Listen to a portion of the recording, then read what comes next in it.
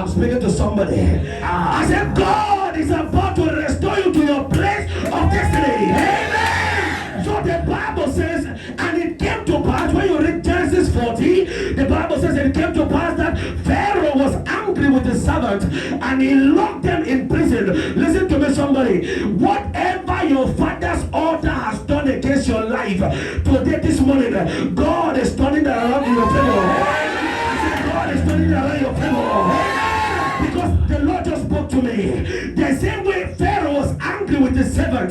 Some of you, because you have refused to serve your father's idols, so they have caged your destiny. But this morning I came with good news. Anything your foundation has destroyed in your life, I prophesy in the name of Jesus, let that thing be restored. I said, let that thing be restored.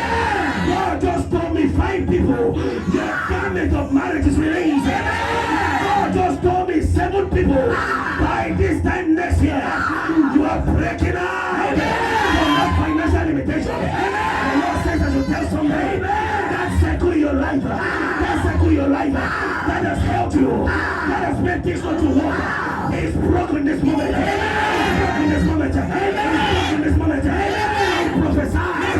Somebody, there are 11 people. God says by this time next year, that job you are looking for is released. I prophesy.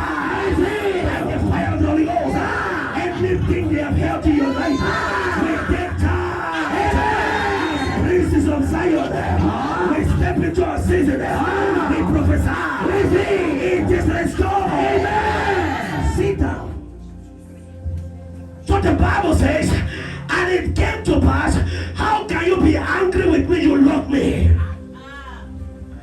Does anger require for people to be locked?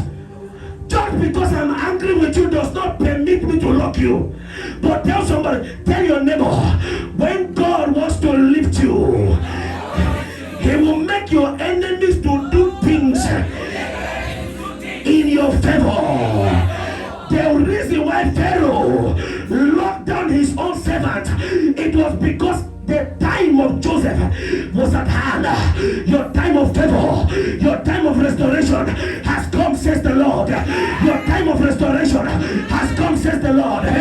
Joseph had been in affliction for so long. The Bible says when Joseph's brothers they sold him to Egypt, he was in slavery.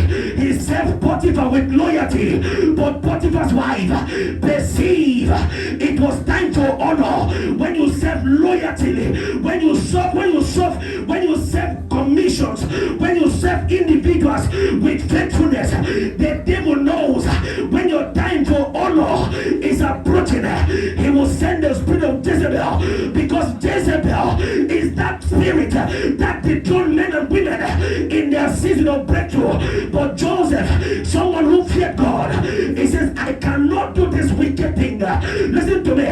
Your righteousness in God can never be dethroned in your place of honor. I speak to somebody. I don't know what the devil has done in your life. They have rejected you because you stood by the truth. They have turned their back against you because you refuse to serve them, because you refuse to be with them. But I came to tell you this morning, there is a God in heaven that knows to restore. There is a God in heaven that knows to pave the way. There is a God in heaven that can make a way where there seems to be no way. The Bible says in Exodus 14, when the children of Israel, they got to the Red Sea, they lose hope. But there is a God in heaven that his name is Adonai, that his name is the Lion of the tribe of Judah. He does not stand in times of limitation. He does not stand in times of sickness. God was telling Joseph, my son, I see, I have seen your faithfulness, I have seen your loyalty. Listen to me, child of God. As long as you are loyal to God, there is a day for restoration. The Bible says in Ecclesiastes chapter 3, there is a timer for everything under the surface of the earth. I came to prophesy to somebody